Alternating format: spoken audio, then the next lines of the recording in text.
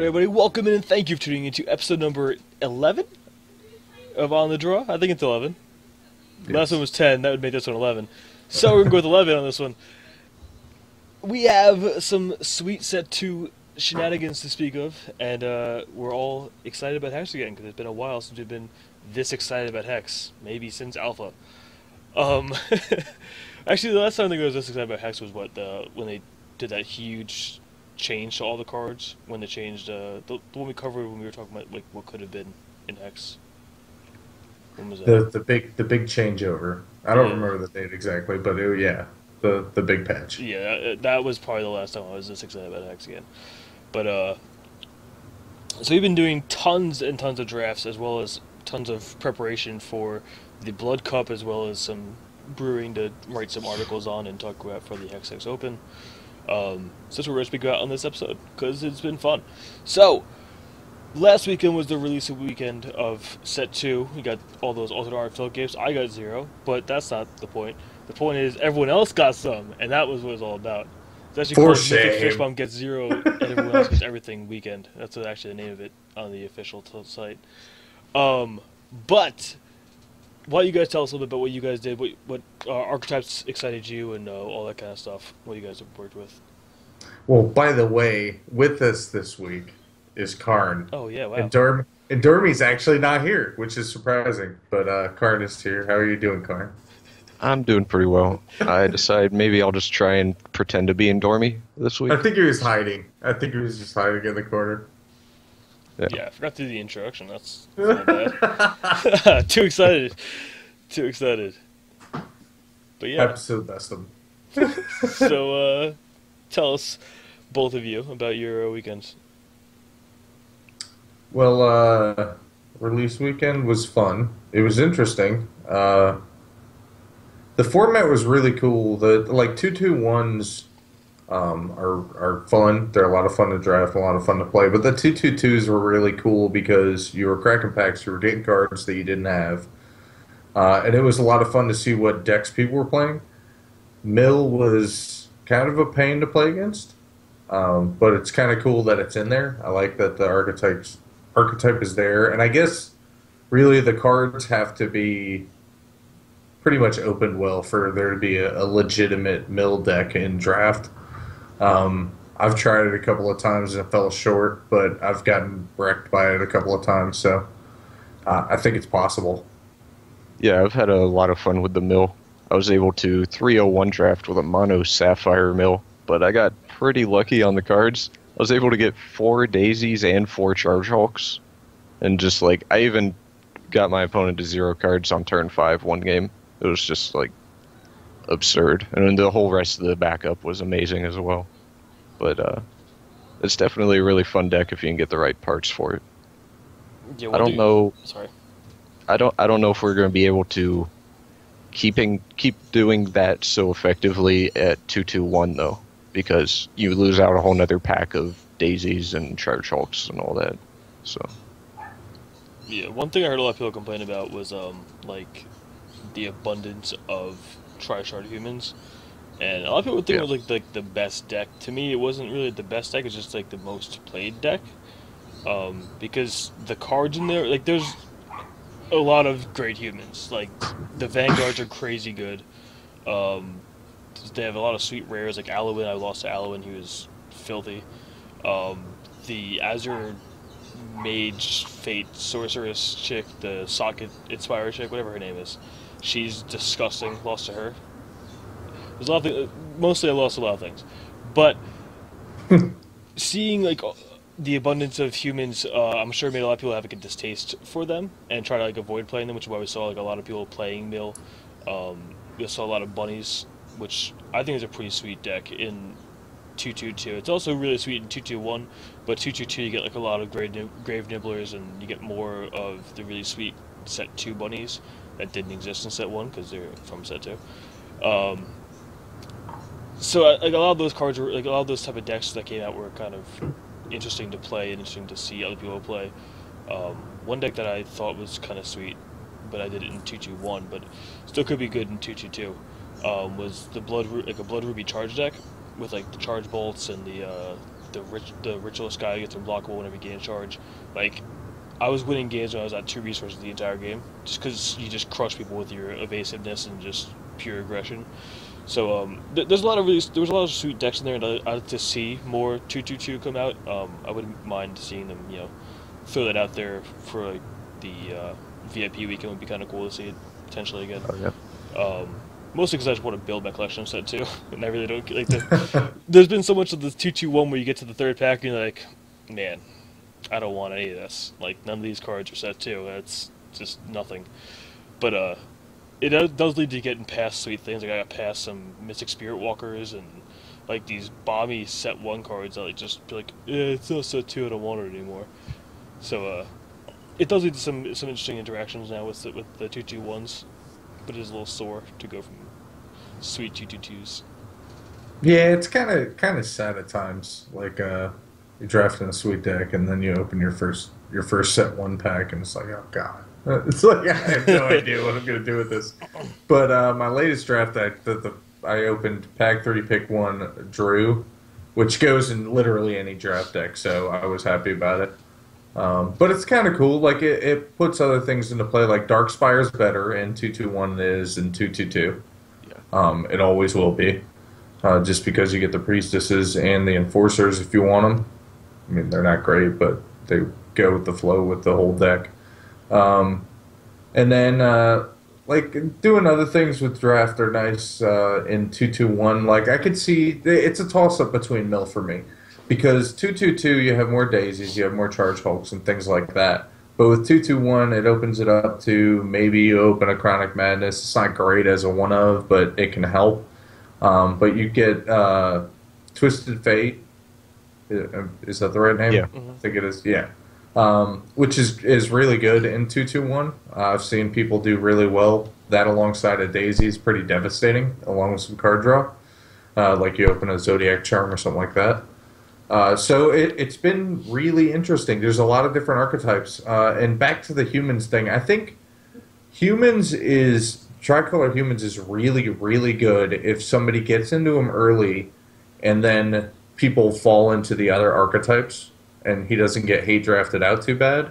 But I think that Tri-Humans can be pretty poor if there's a couple of people trying to draft it at the same time. I think that's the spot when you have a draft where there's 2 different people trying to draft humans. I think that's the spot where dwarves really shines because they both get subpar decks, and you're basically getting the cream of the crop for your dwarf deck, and it can be pretty potent, even with like a couple of Hornet bots and a couple of overdrivers. That right there can win you the game out of nowhere, just because of the severe lack of removal, but I'd say top-end removal isn't really a thing in the 2/2/1 format. So like a 7/6 Hornet bot can pretty much just end the game. Yeah, unless they have like an inner conflict or a repel. But that's we're like Miser, like out of nowhere. So. Yeah, one thing I forgot to talk about the dwarf deck. The dwarf deck was one that I saw a few people play, and I know I watched like Light Reaper and whatnot phase off against it. And it could be really, really brutal. Like, you get a few construct formans, and that filthy. Card's insane. Yeah, like that. I want to play that card in constructed. Like turn 1 forge, turn 2, turn 1 forge plus that guy. You have a 3/3 on turn 1. That's awesome. They get 4 power on turn 1. That's pretty filthy. I think Foreman was like, I was able to draft it once, and I got 3 Foremans in the deck, and that was easily the best card in the deck. Like every single match. And I was able to 3-0 that draft pretty easily. I was avoiding dwarves for like my first 3 or 4 drafts, even though it was possible I could have gone into it. I'm talking about for 2/2/2 for release weekend, and then I just like started seeing other people do really well with it, and I was watching more streams, and I was like, I was avoiding it because I didn't like it so much in set 1, and I just figured, well, whatever, it's dwarves, it might not be that great. But then I was able to draft it, and the first time I went, I just got like, everybody seemed to be passing them. Nobody realized how good Construction Foreman was. I don't know if it's still like that, but definitely nobody realized it then. And I was getting them like the last 3 cards in the pack, I was seeing construction foremans and bot shops and hornet shops or whatever, and it was just really good. Bot shop seems crazy. Like I read that, I never actually read the card because there was a lot of words on it. I was like, well, let's avoid that. And then I actually read it today. I was like, wow, that's like just free draw cards and make the spell free. Like that's disgusting. Um, Yes and no. I mean, it's good. It's kind of slow. It's a little slow. I mean, it is Um, 3 mana a turn when you're in yeah, an I mean aggressive that's a little dwarf deck. slow. yeah, but you're in a top deck mode. Like, But that's pretty sweet. yeah, when you Well, get if into you, top deck mode, or you like, say you like play out a 1-drop and then tunnel something, and then play out another tunnel and another 1-drop, then your hand's like almost empty, and you can play out a bot shop, start tapping with your worker bots, etc. Yeah, like, And the dwarf decks seem like they go yeah, into top deck mode fairly often. So being able to bot it shop your way makes to like to fill your hand up is pretty sweet. it makes the dwarf deck a lot better at late game. Yeah, You can keep going. yeah, I've been having fun with Teapot and Draft. Oh yeah, Teapot can be a I lot of fun. You can like let your curve go a little crazy, let it go up a little higher. It's been a lot of fun. I opened it one time. I ended up not making the main deck though because I had like 31 playables and I just had to make a bunch of cuts. That That's also another happens. thing I noticed. Like I just have 30 playables basically every draft, and it's all about making cuts. I don't know if maybe I'm just like sticking to my guns too early and not opening Mhm. myself up to other stuff, but I don't know. Like I always, I won 4 of my last 6 drafts, like first place over the 2-2-2, and like just always cutting playables all the time. There's a lot of good cards in the set. yeah. Yeah. We said this before, but I mean, it bears repeating. Set 2 power level versus set 1 power level is disgustingly obvious when you do 2-2-1. No, it's off the charts. Yeah. The last pack always seems like a full. The first pack always seems like it's full of last picks Yeah. because Except set 1, set 2 looks so much better. except if you're in Sapphire because you always love opening Buccaneers in That's Oh yeah. draft. Yeah. So you're good. I They're mean, all over yeah, the they're place obviously still usually. the good cards from set 1, like the Buccaneers, the Course Flies, the obviously sweet, Murders. yeah, the obviously Yeah, sweet like there's rares yeah. you open too. Like I got Yeah, but past an just like Alexander with an your owl in my deck average before. common, like there's just going to be like 5 or 6 cards in your set 1 pack that you're not going to want to play even if you're in that deck. But then like in the set 2 packs, basically all the way down, there's playable cards. Yeah. Yep. But there are a few things that caught my attention when I was playing the 2-2-2s and some cards that made me want to think about playing constructed. Um, what cards did you guys see that kind of make you want to turn your head to constructed after playing some? We'll stick with commons and uncommons because obviously there are the rares are obviously like crazy for constructed, but some Yeah. commons and uncommons you guys are looking forward to playing in some constructed when you're brewing for your blood cups. Well, for Uh, Blood Cup, I've been looking at Paladin of the Necropolis. That is making me want to go back to Blood Diamond Life Gain, Ping. that old thing. That I ran that in one of the HTP tournaments before and went like X and 2, got like 9th place or something, 10th place. But it was a really fun deck back then, and now with that plus maybe put some monsoons in there, the good stuff. It's mostly still a set 1 deck, but those couple of cards I think might actually put it back into viability. Where we Yeah, we've played a couple of games. My Ruby Wild beatdown deck versus your Paladin deck, and it can go off at times. You can get draws that can be pretty brutal. There's obvious a couple of hate cards that kind of take that out of the equation, like Ember Spire Witch. Yeah. But it's pretty strong. It's an interesting deck. I like it because it's something that really hasn't done well in the past, and it's having a resurgence, which is kind of nice.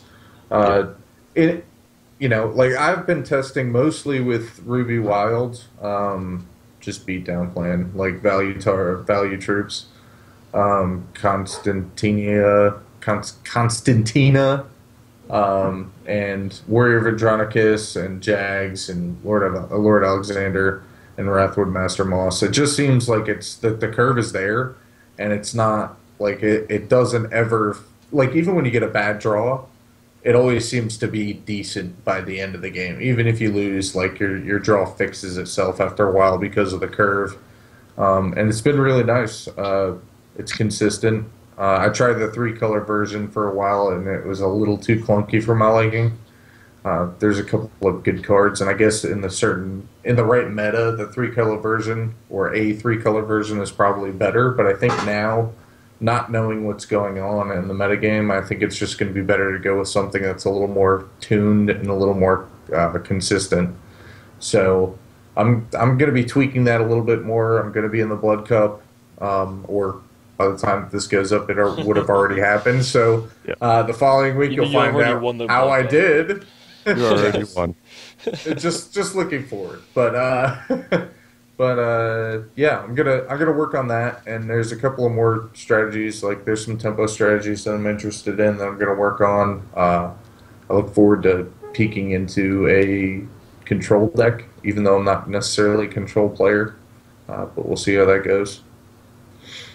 I did want to note another thing that the Blood Diamond deck got was Withering Touch, which I think is going to be a pretty decent player and constructed, at least for a lot of the Blood decks, obviously. But just like being able to, go turn 1 Scrivener, turn 2 Paladin, and then turn 3 take your opponent's Extinction out of their hand. Like, it's just it gives the deck a whole nother dimension. It gives you another way to fight Extinction. Yeah. Yeah, I mean, definitely a lot of key cards that a lot of these sort of niche decks were missing from set 1 were given to us in set 2. Withering Touch being one of them. Crackling Rod, I feel like, is definitely a card that's going to make some of the more aggressive, like Blood Ruby decks, or just more aggressive Blood decks in general, more viable for the fact that you don't necessarily always want to straight murder something, or you can't always murder, so you need to hit. So the -2/-2 being permanent is also sweet for dealing with things like Master Moss, which will just die after it gets blocked. Ramps to charge power such as Polka or whatever. If anybody's still playing Inquisitors, all that stuff. Yeah. Killing an Inquisitor and also making it so it's always dead forever. Though to know if an Inquisitor gets buffed to minus defense, then when it comes back to your hand, you can still use it as just a debuff card, and it'll keep coming back. So I've done that with I've done that with a couple of cards where you just I've done that as well. If your Inquisitor gets Zerated or something, you can still keep playing it every turn for -2 power. Mode. Yeah. Yeah, I mean, I know Mantic did that to great effect in the Challenge Series where he drew like 5 cards a turn because of Mirror Knight. It was disgusting. The one card that I've been, like, I don't know why, I guess I do know why, one card I've been, like, most excited about is Keeper of the Wounded Petal. To me, that card just seems really, really powerful. It's a one cost that can get to be I think it's fine. Turn 2 could be a 2/2. Turn 3 could be a 3/3, and like you just have a pretty aggressive beater as a 1-drop. I like that kind of card. And Dormy's not here, so what I'm gonna say is that the card's horrible. And if you're playing that on turn 1 and you want to be drawing other bunnies, like that's fine. Like go ahead and do it, but your 2/2's really not that scary. And if you want to keep just drawing 1/1s and 2/2s, just go ahead. It doesn't it's not a thing. Yeah, I know. It doesn't seem like the power level's there enough for it to be like Gore Feast. If you're playing bunnies with the Gore Feast or something like with a power level on top of it just being bunnies, I think it's going to be good or decent. Like Bunny Oath could be a thing. Probably not, but it could be. To be fair, I thought Bunny Oath was good against Gore Feast to begin with. It's like Queen's Guard. You make a million blockers to deal with their attacks. It's exactly like Queen's Guard. Queen's Guard is the 1-drop where if you have the 3 threshold and you gain, or if you have 2 threshold and you gain a threshold, it gets +1/+1, and then every threshold after that it gets +1/+1. Cards actually play. It never, but it never, it doesn't win you the game ever. Like it's fine. It helps with your curve, I guess, but it's not a game changer. And Oh, I it's think definitely that's the not game same way changer. about the wounded pedal. I think cut that out and play a different two drop or a three drop. Like there's great two drops and three drops in Wild that I think are better than playing Shin Hair.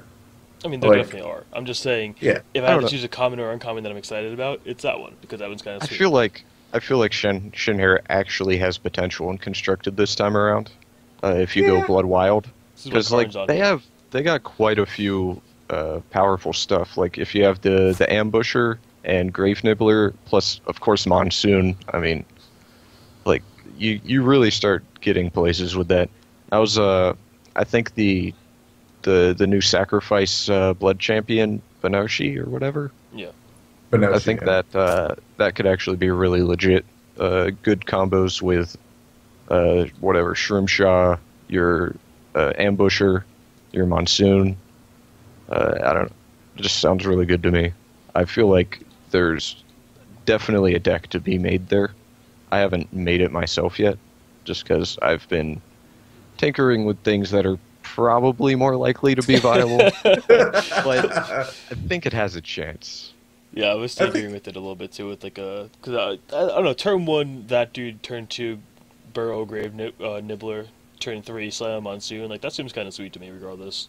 Um, Even if he's like a 2/2, that's still like 8 damage on turn three. That's not bad. Um, I think people are undervaluing just slamming Monsoon on turn three. oh I really yeah, I do. mean it just wins the Like game by everybody's itself. like, just bury it, just bury it. And like on turn three, if you slam that, turn four, you're swinging for four. Most likely, if you were on the play, Oh yeah, most likely they're not going to have something that's going to be able to block that and kill it profitably. So it's just a great play. It's a great card. You're swinging for 5, not 4. It has Rage 2. yeah. Right? Yeah, five. Because it Sorry, needed a rage too. that's what I meant. Yeah. Wasn't Dude, good enough as I is. well, you can ask Phoenix. Yes. I literally yesterday I saw, like this whole time I was reading Monsoon. I thought it was like the most insane card in the set. And then yesterday I borrowed a couple from Phoenix in order to test some decks. And I saw it have Rage 2. I was like, "What? This card has Rage 2?" Like that's just absurd. I thought the card was amazing without Rage at all. Like that's I don't know, the card's Its crazy. only drawback is that it's a unique. That's the only drawback Yeah. on the card.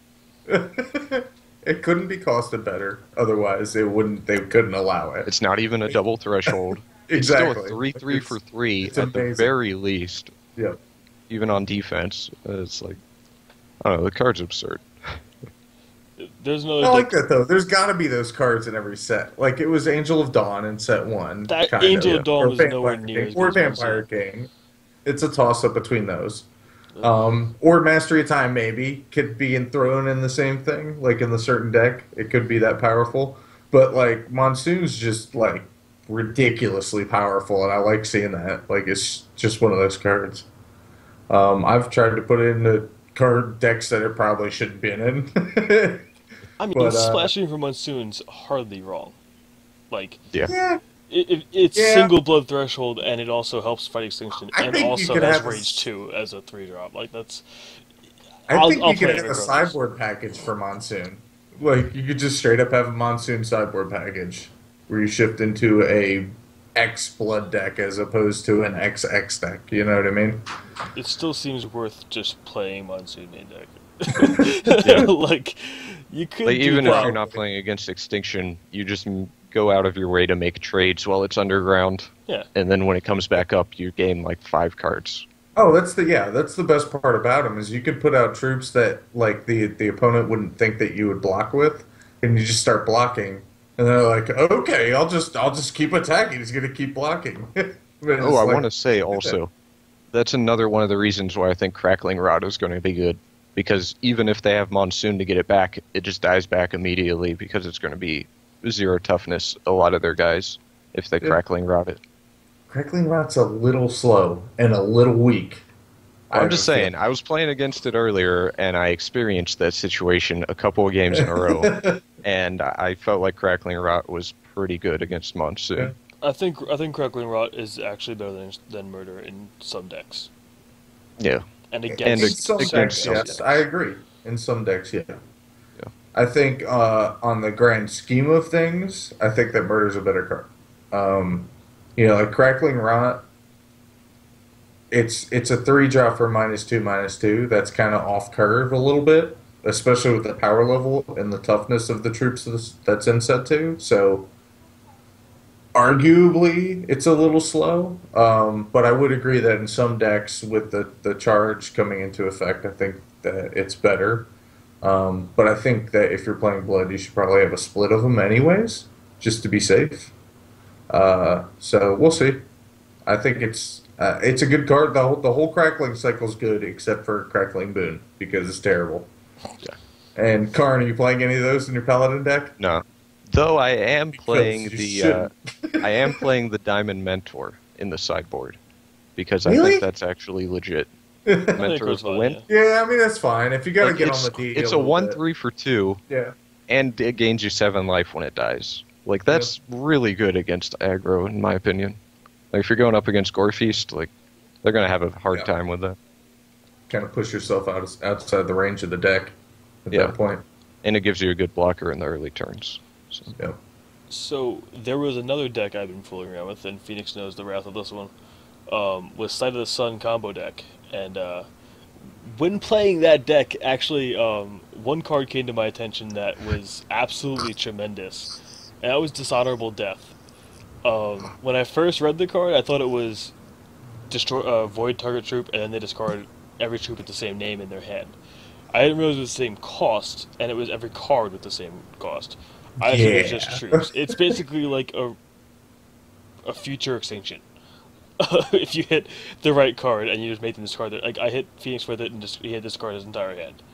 It has the ability to be filthy, and I believe it's a basic action, which is kind of a downside. But No, you couldn't print that as a quick yeah, action. no, I mean like you You can see couldn't it as do a it. downside though. I mean everything's better as a quick action, right? Yeah. So, well, obviously, it has to be a basic action. Would be better as a quick action. I'll say it regardless. But yeah, that card just blew me away the other day. When we were Let's playing just make them all quick actions. Yeah, I mean, I Like wanna do all of them everything are at quick once. actions. It'd be ridiculous. But I shameless wouldn't want to plug live here, in though. that world. If you want to read about that deck, I'm going to be putting it up. Well, Karn's putting it up tonight, which will be up Yeah. Friday, Well, which Well, will be yeah. 2 that's, days ago. you got to think in the past. Thursday night. You gotta speak Thursday in the night, which past. equals You to guys Friday. can look at it 4 days ago That's how it works. Yeah. or 3, whatever.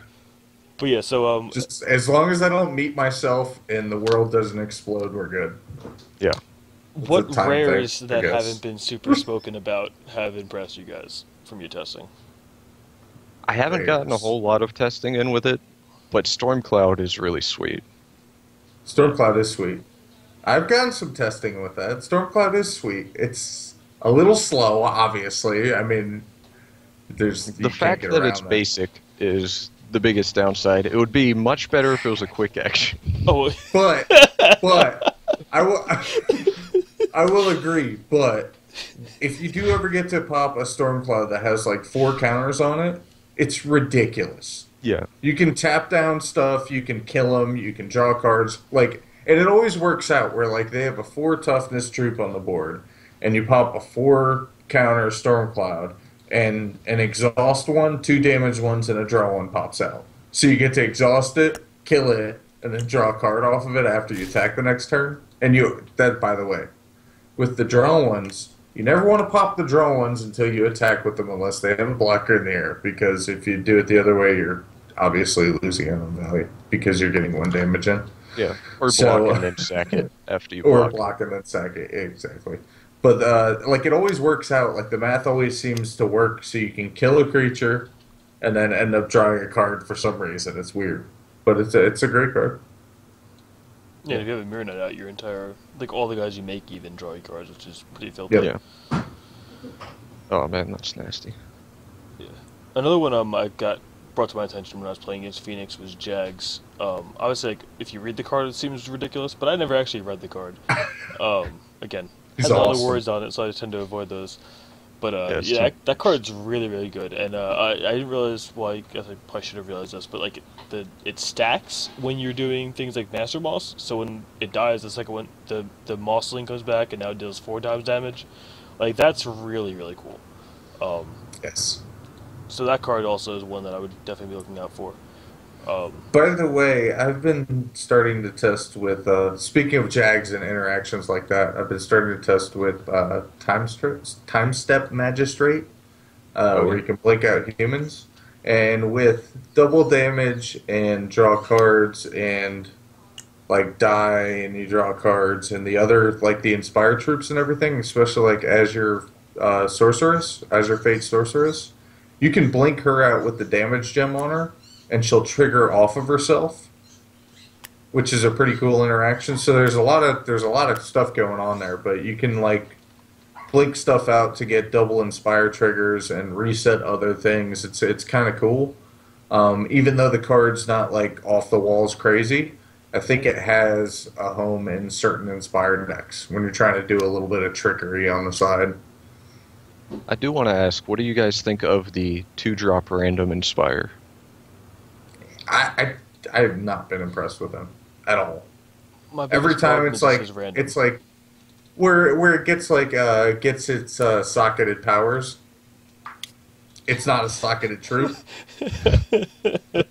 Kind of a bad card in that situation. You know what I mean? Like that's kind of annoying. But there's been some times where it's been like +1/+1 on a 2-drop. That's pretty insane. Like especially if you're playing like a Blessing of the Fallen deck. Maybe Blessing of the Fallen with that could be good because you could get some stupid like inspired triggers off of it. Yeah. You I get was like able to Elite draft it Pyromancer once. off of it, something like that. So, Yeah. I mean, it gets really good. Yeah, it was my only experience with it so far is I drafted it one time and I think I got it into play twice and I got flight and spell shield out of it. And I That's was like, pretty well, brutal. this is pretty good. I don't know. How many different inspire effects are there actually for it to choose from? A ton. There's probably 20, I would say. Somewhere around that range. 16 to 20, probably. Yeah, I mean, Yeah. like, the reason the Inspire effects are on the troops that are because they want them to be higher costed, so, like, he can get some really disgusting ones, like the Spell Shield would be absurd. Yeah, that's Double pretty damage ridiculous. would be gross. Because, like, yeah, if you're playing, like, the Tri-Shard Human deck that, I was playing with the, Blessing of the Fallen, you play him out turn 2, he gets whatever Inspire he gets, and then if he gets, say he gets double damage, then you later on play a Legionnaire Gwen, like, that's a one-shot. Like, 100% of the time, Yep. they get in shot. So, it seems like it could be awesome, and obviously it's Colin's vanity card, so I'm sure it's meant to be awesome, and it'll probably have a spot at some point. Right now, I think the format's probably going to be too aggressive, which will lead into our next thing, what we'd be expecting to see in the Blood Cup, even though it's already happened in the future world that you guys live in. Yeah. Past world? Future? You get a look into the past. Yeah, you get to see what That's we were what thinking we're and trying how to wrong we say. were. But yeah, I think when a that- format is first blossoming, as this one is, like a Conky Bunny, that was bad. Um, you're bound That to was really see like tons Yeah. of just ridiculous awesome. aggression. So you're gonna see a lot of probably the Gore Master charge decks. So they're probably gonna mean something. People seem to be excited Yeah, about that card. card's good. Card As is long as people good. can get Yeah, their he's good. crackling He's good. vortexes. As long as your thresholds are right. Otherwise, I not mean, so you much. could easily play Mono Ruby with that card. Yeah, you could easily play Mono Ruby right now. Yeah. Yeah. Or even like a Ruby Wild deck with like Plus, he's an orc. yeah. He is an orc. Got your Ridge Raiders. That is a thing. That's Plus- a combo. You're also Yeah. playing Gorfy. your Furious because you're playing Ruby. Taskmaster. Yeah. You So- get to attack for 1. Yeah, there are definitely Oh. you're going to see a lot of Gorfies, almost guaranteed. I think we're just going to see Yep. tons and tons of aggro. Yeah. Yep. Well, I mean, like, that's a really good decision Well, for the but- first tournament of a format. Like, Yes, but there's gonna be those things like I've been running into the same guy in the proving grounds in the random queues just to see what people are thinking. Like I've been testing the waters, and there's this guy playing a Blood Wild Splash Ruby deck that's just like random cantrips and mana fixing or threshold fixing and like stuff like that. And he just wrecks me. And I'm like drawing well, I'm playing What does well, he beat and you I just with? get wrecked. Like, what's Like the win? nothing, like a heavy welding bot because he's been able to cycle a bottle vitae out of the graveyard 5 times because I've bounced it 5 times. Like it's ridiculous. It's just nonsense. And I'm like, how do I beat this? I don't even know. It's I like I just think gotta you play a switch different decks. deck, I though, need bro. extinction. And then he's drawing too many cards. And like it's things like that that's so cool that like random stuff's just hanging around. I mean I've played against uh Sapphire Wild Rootfather decks that have been either hit or miss.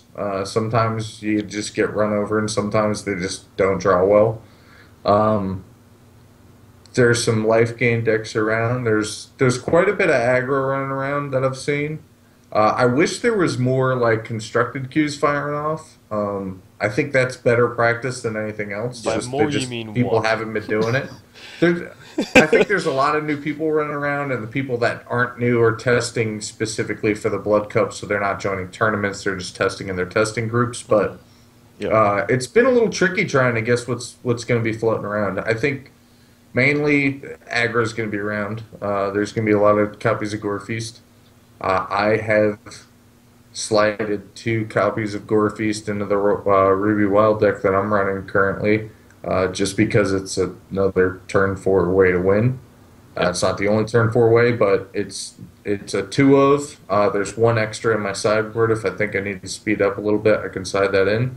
And it's been running well. Like it's turn 4 kills are a thing with Ruby Wild, so hopefully I don't run into a lot of daisies and get embarrassed. But I think it's a possibility. So we will see how I feel in the next podcast when we talk about how the Blood Cup went. How you went 0-3 drop. It's possible. It is possible. No, but I do think that aggro is going to be the best choice going into this cup, like just for anyone who's going to be playing, because with so early in the set, you really don't know what the meta is going to be like at all, and you want to be the one that's presenting the threats, not the answers, because there's a lot of wrong answers that you could have. But if you just put a threat on the board, they have to have the right answer. So. Yeah, control decks are really hard to Yeah, build at the beginning of a this. format. I would even say, like, next week, it's still going to be tricky to figure out how to build a really well-performing control deck. You have to have such a tuned look at the metagame to be able to figure out what removal you're playing, how many draw cards you're playing, that kind of effect. What kind of defensive troops are actually decent and which ones are just trash. So, you're going to see a lot of aggro. You're going to see some mid-range decks, quite a bit of mid-range decks, I would guess. And then there's going to be some combo decks, and there's going to be some burn decks. I don't know how many combo decks we're really I going want to to see there's one there's side of some, Sun like, deck there's topping. the Blood Cup's going to have a couple of the side of the Sun decks. It's going to happen. get. Maybe we'll get them. I don't think they're going to If they draw well, they can win it. Hey, I mean, It's possible. we saw the Like, deck they could perform, combo and it off was the whole pretty tournament. sweet. It was pretty sweet. It had like the sideboard is definitely pretty sweet against aggro, but And yeah, that's probably not even the best build of the deck. it's probably the worst. That's I do that wanna kind say- of I built card. it. If there is a control deck that does well this weekend, I think it's going to be Mono Sapphire. Yeah, Probably. Like, they're just still good, and they got more And good got cards on top of and it. lost nothing. So yeah, Like, well, yeah. nothing lost anything, right? Because Zodiac Divination is an amazing I don't know. card. It is so good. Because it's a basic, I don't think it's actually going to make the cut in a lot of the decks. Jace's ingenuity. In the decks that you're playing, it's going to be fine that it's that slow. Because you're already playing the tempo game. If you're playing Sapphire that heavy, to be playing a 5-drop of Sapphire that's draw cards. You're going to be playing Time Ripples and maybe I don't know if you can Buccaneers, afford maybe tapping Grolts out and stuff. for drawing 3 cards. I Like, think you can. I you absolutely can afford think paying 5 for a Grolk because it just completely stalls the board, and they can't do anything next turn, most likely. Or you're fine paying 5 for Mastery of Time because you're about to untap, or whatever. But paying 5 just to draw 3 cards don't affect the board at all. I don't think that's going to fly, especially if we have a ton of aggro decks. Like, if you're in the control mirror, yeah, put it in the sideboard. But, I mean, it's fine post yesterday or post Garalt, right? You at turn 6. yeah, I guess if you, like, end of turn yesterday, and then I think untap it's Zodiac. I was testing a Diamond Sapphire control deck, which is terrible because my win condition was Angel or Guardian Angel. Which it was Guardian when it landed, and then I untapped with it. It was great because I would cast a Zodiac Divination afterwards. You draw 3 cards and gain life equal to all the casting costs, even though it gets lower Which by one one. was one? It's still ridiculous though. Like you're drawing 4 to 10 health every time that you cast it. So it was working well, but like I think if you're playing this, like Blood Sapphire is probably a good example of it. You have early removal, and then you have mid game removal. Like your early removals, like Crackling Rot, Murder, that kind of thing, and then you have extinctions and stuff like that mid game. And then once you're there, you can cast a Zodiac Divination post extinction or something like that, and you completely refill. I think it's actually a really good control card in that aspect. Like that's how you refuel after you've dealt with everything, and then you proceed to win the game and turn the corner. Yeah, I mean, basically, with Guardian Angel makes Zodiac Divination into Sanctions Revelation, right? That sounds like it to me. No, it's not. It's not even close. Not close. Similar.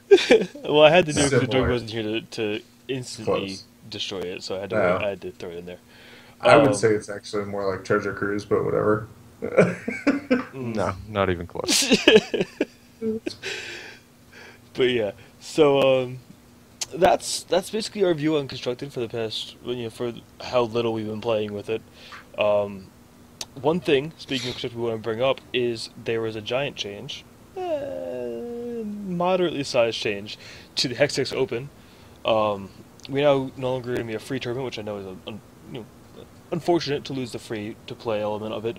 However, to keep prizes as part of the thing you're playing for, we kind of need to have some amount of entry fee to enter it. So it's a $5 entry fee for 500 platinum, and the first place now gets 100 platinum. Second place gets $100 in platinum. No, 10,000 not platinum. $1. 5,000 platinum to second place. 2,500 platinum to third and fourth place. Fifth place gets 1,250 platinum, and 9th through 16th gets their money back as 500 platinum. Again, as the events grow, and if the more people we get, the more obviously platinum we then get into the prize pool. We will be raising the prize payouts. This is just from the past events we had. We crunched the numbers and felt this was the best way to pay out for what we had been getting for our events. The more they get, the bigger they get, the more you guys will get out of it. This is just a safe number to start with. So Yeah, we aren't making anything off of this. Yeah, Everything goes straight back into the tournament prizes. Yeah, which is very important. The thing is that if we have a couple of good showings, like past our projections, we'll be able to raise the prize pool, and that'll make other people come, and we'll be able to raise it more and more and more. Yeah. So we weren't like crazy in our expectations of how many people we were expecting or how many people we should need. So it's not out of the realm of possibility where, if we have a good first month, the next month could have higher prize payouts, and we would love to do that. We want to make our event, people want to go to it. They want to make some platinum. They want to be tested against some of the best people in Hex, and there will be some damn good people playing because the Blood Cup signups look pretty surprising as well, and all of the veterans that have been playing Hex are most likely going to be playing in our event if they don't have something else going on that weekend. Value. I mean, there's no point not playing it. Yeah. I was going to say, speaking of nothing else happening that weekend, we should mention that we did change the January one from the 24th to the 17th because we found out that the VIP was going to be on the 24th instead of the 31st. Well, they didn't actually announce it. It's speculated to be there because we thought it would be the 31st, figuring that's actually the last weekend of January, but it goes into part of February as well. So people were saying it's probably going to be the 24th. So to avoid that potentially happening, we did move to the 17th to, avoid any possibility of having to choose between the two. Yep. But another thing we added to the open events is open series points. With these points you get for participating, the better you do, the more points you get. And these points are then used to enter you into the Heavy Hitter Invitational named after our good friend Heavy Hitter. So the points will be used to enter into that one, and that tournament will be free to enter. So you guys who have put in your money into, well, put your entry fees into the other tournaments, will then be able to just get a free to play tournament that gives you then more plat. We'll scroll into that one so I can see the exact payout. So the exact payout for that one is first place gets 1,500 plat, so $150. Second place gets 7,500 platinum, which is $75. Math is hard. Third and fourth place gets 3,000 plat each. Fifth through 8th gets 1,500 plat each, and 9 through 16 gets 500 plat each. So basically, just being in the event, because it's a top 16 event, you get your free entry into the next events because you get 500. And also, any leftover plat from the other first 5 opens at the end of the season all goes straight into the invitational at the end. So those prizes for the invitational are very likely to go up. Oh, yes. Almost certainly going to go up. And they could go up a considerable amount. Yeah, they could go up quite a bit. It could get kind of silly. And there could be some bloodshed at the invitational that goes on. Yeah, there might be some serious fighting. Maybe some breakage of testing groups for that tournament. If it gets high enough. That's good. That makes it fun, right? Like everybody for themselves. Like, I'm not testing with you. It's not happening. Yeah, also, if there's whatever $150 on the line. Again, important to note, us three for sure will not be participating in any of these, as well as the other of the 7 original Hextechs. Myself, Indormi, Karn, Phoenix, Havoc, Cyrus, and Mantic. Basically anyone who has access to the deck list that we will be given, or the entry fees himself, anyone who has access to any of the plat pool will not have any participation in the event to avoid any kind of corruption. Is that the word? Corruption? Well, that's what we go for? Well, I mean, that's not going to happen. I mean, yeah, but it's so you guys have a sense of security that we're not trying to, like... Yeah, we just want everybody to feel all warm and fuzzy. That's all you have to say. Like, yeah. We don't benefit from anybody. That's stupid. So we're not going to do that. Yeah. Just important to know, because then some people do like to know that we're not going to be in these. So what do you guys think? I got a question for you two. What do you guys think? What card are we going to see the most copies in the top 8 of the Blood Cup? Like, what's going to be the most popular card in the top 8? I mean, probably Gorfius, right? Do you think it's going to be Gorfius? Mirror Knight's a good Gorfius, I think that's a good answer. I don't know. No. Gory Master? Gory Master, I guess really? Mirror Knight's probably the safest pick, because it goes... Yeah, Mirror Knight's probably the safest pick. Yeah, I don't know. probably. Maybe Monsoon? No, but it's also Extinction? unique, so it won't see quite as much.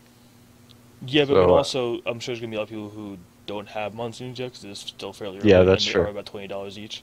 Well, so if those people don't have Monsoons, are they going to top 8? I mean, yeah, you could definitely top 8 that Monsoon. Yeah. Should have bought them early. I got them for $11 each. Yeah, I'm kicking myself out of that. I got Rosses for 8, so I can't complain too much there. Like, I got really lucky. I spent a good amount of money early on, but I made out because I have play sets of stuff that are really expensive right now. So. One of the cards I've been really surprised has been underperforming a lot since Set 2 came out is Soul Marble. Like, I've had it in a couple of different decks that I've tested now, and Soul Marble is just, like, not at all what it used to be just because of what you're up against. It's like, slow. You're just running it's too slow. Yeah, it's just too slow. Yep. Like against Or you're too running many into decks. constant hate. Yeah, I I mean, don't it's think I you haven't know been running it's into going to constant always Post be Sport too Soul slow. Marble is terrible in this format. Yeah. I will say that right now. Like Soul Marble's not playable post board unless maybe you're going to keep in a couple of copies. Well, I mean, obviously, if you're not playing against Wild or other kind of the Diamond has Void Hate and stuff like that. But if you're playing against Wild or Diamond, you can't keep in Soul Marble post board. You just can't. Yeah. Yeah, I mean, Gobbleclip, which has helped out with troop wild-based troop decks to have an answer to Constant's both Yep. main and post reserves. And technically, it's instant speed because you hold priority once it hits the battlefield. Yeah, Like they can counter it, but once it hits the battlefield, you can sack it and destroy their console. So it's kind of I, nice. I do wonder how many decks are going to try and fit in Crackling Vortexes, like just for value. That's tricky. It's yeah, tricky. Like you want to like even with the two-color deck, like you maybe want to fit in one or two, Yeah. but sometimes that one or two resources could matter. It You could cost hitting you a your whole game. curve or losing Yeah. the game. So it's kind of tricky.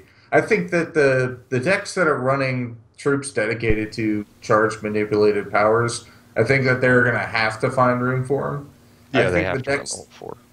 the decks that are going to try and only run them for value off of their champion's charge power might end up falling short for them. I don't think that that's where that card spot should be. I think that Crackling Vortex is kind of a dedicated card. I think that in monocolored decks, it's especially good. Like especially two or three Yeah, I copies think it's because almost you're just a fine. free roll in monocolor decks Yeah, for sure. yeah. yeah. But like in a two-color deck, if you have a lower curve and you're trying to hit double thresholds, I don't think you can fit room for it necessarily, unless you're dedicated to going towards that side of the strategy of what Hex is now. So I think it's going to be tricky. Like even two color decks, or even without Crackling Vortexes, can sometimes be tricky to figure out the Yep. mana base and to get it as consistent as you want to be, especially in something like a 6 or a 7 or an 8 round tournament. So Yeah. Speaking of charges, though, I also wanted to ask you guys what you think of the new champions, mostly for constructed, but we can talk about limited too if you want. Yeah, I meant to bring that up before when we were talking about the cards that we were impressed with in limited. Um, Honestly, what I think is going to see a good amount of play, despite being pretty high on the charge counter, is the dude that gets to resurrect dudes. I was thinking trying to play like a junk mid-range like reanimator deck with like Rise Again and that champion. And it seems like it could be pretty sweet. I mean, obviously getting the charges could be a little more awkward when you're playing 3 shards because you can't play Crackling Vortex. But I mean, I played him into Sealed and he did a ton of work for me, bringing back like Valkyries and bringing back just like sweet value troops that come into play and do things. So I'm excited for that card. So I like that kind of stuff. But the best one's probably Sir Rowan, right? Or Sir Roland, the guy who is. I mean, I don't know about that. if you go off sheer amount of I think playability, I think he's really good in limited. Yes, yes, extremely good and limited. yeah, that's mostly what I was referring to. For I don't think he's good at all in constructed, and I think Yeah, I that's don't what think he's good enough for constructed. Bunny Feast, man, I'm telling you. Mm. Shin hair with that guy, boom, +1. You got a bunch of 1/1s. Yeah, it's not good. It's not good. It's not good. Like Warmaster Fazuko is the base power line I think of a charge power at set 2. Yeah, For constructed. cards Like are awesome. you're getting +1/+1. Yes, it's at the 5 spot, right? Yeah, 5 spot. Yeah. Which is probably exactly where it needs to be. Because if it was at 4, it would be dumb. Yeah, And it's already most of the time it's at 4 anyways, because you're usually backing up in constructed with Crackling Sprout or Crackling Bolt or Crackling Vortex. So like that's like +1 to power. Like fine, do it. Go ahead, waste your charges. yeah. But I think that the one that's most undervalued right now out of the new one, actually, it's probably a tie between Benoshi which has started to see a little bit more play after the release weekend. I didn't see much during because I think people undervalued it. In the right deck, he can be really powerful with sack Are you effects and talking about everything. limited now? Uh, yes, well, yeah, I backtracked a little bit. Um, yes, Benoshi for limited was undervalued, but now I think that people are seeing his value there, and I think that's going to translate into constructed as well. I think Benoshi has real potential in constructed. I think that card is really good, especially in like a Dark Spire deck. Like that's so much value. Like Trigger get more, trigger get more. yeah, So what do you think, Karn? What's yours? Benoshi. That's what do you mean? What do I think? Didn't I thought you were just feeding off of Phoenix's? All right. No, Well that's then. that's my pick for constructed. I tell you what though, I do want to try out the Daughter of the Stars, Yes, just because like it seems sweet, but it's 10. 10 yeah, is it's so 10. much. I Like mean, tens even a lot when you're trying to get to 10. I think Like, the Yeah. Mono Sapphire deck can play him and be fine with it. I don't know, man. I mean, you're playing. It's one time. You use it once. Yes, That's it. Yeah, you're you playing get to use it Crackling once. Vortex. You're playing the Crackling Wit to draw you some cards. You're hitting all your research drops essentially. So, I mean, it doesn't seem too difficult to get off in a Mono Sapphire deck, I and guess you you're could. already like having the sweeper bounces with yesterdays and your Geralks and all that kind of stuff. Obviously, it doesn't bounce your things, which makes it a little bit worse than yesterday, because the big value of yesterday is bouncing back your Geralks to lock them out of the game essentially. Um, Time Wave's pretty good too. You could also potentially. I think Time Wave's really good and limited. I Yeah. don't think it's going to meet the cut in constructed. Really? You don't think it's playable even in Mono Sapphire I mean, in it's construct? for one less you I think you bounce just their have entire better field in options. yours. Yeah, but Yes, so. the thing about Time Wave is you're playing against decks that are going to have less amount of threats, and you bounce them, and it takes them either 2 turns or more than 2 turns to replay those same threats. So it's a huge tempo swing if you can actually pull it off. You're not playing against a Shinhair deck because obviously you play something like yesterday over it. I think But it's really good against mid range. yeah, it's really good against mid range because they're not going to Yeah. be able to play those 2 threats back out the next turn. Yeah, it's gonna depend on how the Yeah, meta you goes. bounce like a Monsoon and a Master Moss, and That's pretty brutal. then they have a 5 and a That's 6 really cost brutal. troop in their hand. You know, Yeah, I mean, it's definitely gonna depend on how the meta forms. Right now, the first Blood Cup, the first Hextechs Open, both of those events, I would not see any time waves at all. Maybe one No, or yeah. two occasionally pop up. Sorrow. You want Yeah, sorrow. I just want to see way more like sorrow effects or yesterday's Sorrow, or Heat Wave. yeah, heat Heat wave, waves, yeah. all that kind of stuff, and maybe as the meta tends to slow down, as it will probably do, it's going to start off being Yeah. very fast, go to a more of a mid-rangey format, then go to a control format, and then it'll cycle through, almost certainly. So once it gets to that mid-rangey format, I'm sure you'll see more of them pop up. That's how it's going to get to control, and then they get their face beaten by Gorefeast again, and then that's the circle of life in Hex. It is the circle of life. Trademark. Yeah. Disney. What were you gonna say, Karn? I was going to say, if you guys had to pick one deck that you think's going to win the tournament, the Blood Cup, what do you think's going to win? Side of the sun, no chance. Phoenix. Not close. I don't know. I want to say. I don't know, man. That's tricky. I'm calling Ruby Wild Aggro. I'm calling it. I think Wild Troops are the best troops early game in set 2. I don't think they even, I don't think any other shard lines up even close to Wild Troops in the early to mid game. Yeah, So, I mean, we'll see. Constantine is awesome.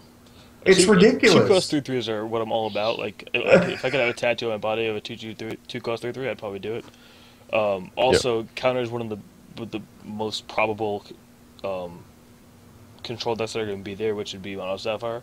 Basically, just counters their Geralks, so that's pretty sweet. Um, I think, yeah, like you're saying, Wild has the troops right now. And Like Yeah. Warrior of Andronicus. yeah, It's at the power level of a rare, yeah, and it's an Yeah. uncommon. Like that card, I get baffled when people pass me that card in limited. yeah. Easily Like I you first. never, I can never you see can that card just come back. attack you can just attack with it and never use its power, and they can't block anyways because they're Yep. scared of you using its power. So I it's think right at that threshold where when you pump it, it's out of like tradable range, like profitable blocking range, which makes it amazing. I actually wouldn't be surprised if just like a good stuff Blood Wild mid-range deck took down the tournament. Like just Monsoons and Master So, Mosses and just like the most powerful cards in set too. Yeah, I Just mean, you have to kind of be. That would be the deck that'd be prepared for the heavy aggression you're going to see. So like that, Yep. if there is a deck that's going to probably It's sneak up and both win it, it'd probably be that. it's both good against not dying to aggro and then taking over the mid game, and it's also very resilient to extinction. Yeah, yep. So I think the bad matchup would be Mono Sapphire for that. So it's just a matter of how much of that takes down how much of the other. I mean, So you bring in Constantinas and like fixes that matchup right away, right? Like, boom. yeah, I think in the coming weeks after this tournament, I think that we're going to see resurgence of tempo decks. I think they're gonna outweigh the aggro decks. They have a better game against the aggro decks, and they have a decent game against the mid range decks. And especially like Root Father alongside Sensei and Buccaneer and I think Timer. Buccaneer's still an amazing card in this Oh format. yeah, absolutely, absolutely. Like it's absolutely amazing. It's a bounce with a body to it. It's great. Yeah. And it Um, increases the cost. Everything. Does yeah, it all. yeah, it's absolutely amazing. And there's good tempo, like new tempo cards in set two. Like things, you have like Trick of the Light. You could play in a Wild Sapphire deck against a lot of things. Like I'm running Trick of the Light in my sideboard in my Ruby Wild deck You because I could think always it's just that time good. step Magistrate your Buccaneer. Get another Exactly. free bounce. Boom, done. Game Boom. over. Replicator's Trance done. Just keep bouncing. Just keep bouncing. I don't know about that one. I Not think big on it's the fairly trance. unlikely, but I guess you may see one or two of these. The dual shard Sapphire Wild Philgape with Splinter deck. A lot of people were excited to do that when Philgape Oh was yeah, first. Splinter of Azathoth, Yeah. and then you just Yeah. get a Just keep bouncing. you get a bounce every turn. Yeah, that That's pretty good. that was a card. That was a deck that people were talking about early on, so I wouldn't be surprised to see some people just throw it together and just be like, "I'm gonna play this because it seems sweet." Um, with it being with the For a book being Moss, free- Magistrate, yeah, Buccaneers, you got kind of a deck. I mean, magistrates are kind of meh because No, you're you playing don't put one human. Magistrate. It's only humans, bro. Oh, it only bounces humans. Yeah. My bad. Yeah, I thought it was much I better. forgot about that. Um, It would be pretty stupid if you could bounce anything. if you could void anything and return it. I yeah, don't know how to say that really. Flicker anything. But yeah, it would be pretty bad. And sorry for my language because I'm an idiot. I do gotta say, I think you should go either very fast aggro, like dwarves, and have 4 power on the board on turn 1, or you should go mid range for this tournament. Yep, I agree. yeah. I I think mean, anything else is not going to Not cut it. viable. Vampire Kings are still very good cards. Yes.